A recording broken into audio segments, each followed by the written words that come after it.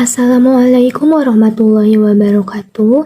Tepangkeun arurang ti kelompok 16 anu anggotana abdi Lucy Dwi Febriani sareng Putri Maslahati bade ngadongeng anu judulna nyaeta Kuda Hade Budi. Hayu urang sami-sami mirengkeun caritana. Aya maung oger magos kolot katambah gering, ngalungsar handapeun tangkal kai bari gegerungan. Sato-sato nu kungsi menang kanyeri ti manehna, ngarumpul ngariung di hareup maung nu keur gegerungan tea. Ceuk Munding, sia make gegerungan, rek nyambat ka saha? Moal aya nu nyaaheun ka sia mah sato jahat. Munding ngomongna kitu bari ngagadil maung nu keur gegerungan. Nempo kalakuan Munding kitu, sakabeh sato nu harita aya di dinya sadeuri akeuy-akeuyan. Kabeh sato nu aya di dinya ngaheureuykeun maung nu geus sakarat. Kajaba sakadang kuda, nempo sato-sato sejen gagumbira teh, manehna mah ukur gugudeg.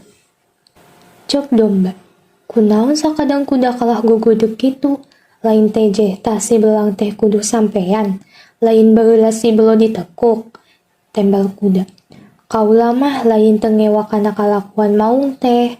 Ngan waktu ieu kaayaanana pan keur geuring parna, manehna teh keur sakarat, sakedeung deui oge paeh, kuduna mah sato nu keur sakarat teh ulah dihareureuykeun kitu.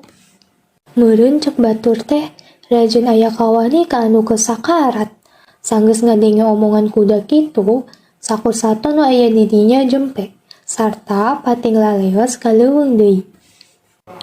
Pesanna nyaeta jadi jalma ulah sok nganyanyeri ka batur jiga sakadang macan, ulah oge ngabales kalakuan jahat ku kalakuan jahat jiga sakadang munding. Sabab sagala kalakuan mah oge pasti aya babalesna, jeung ulah ngan ukur wani kanu lemah wungkul.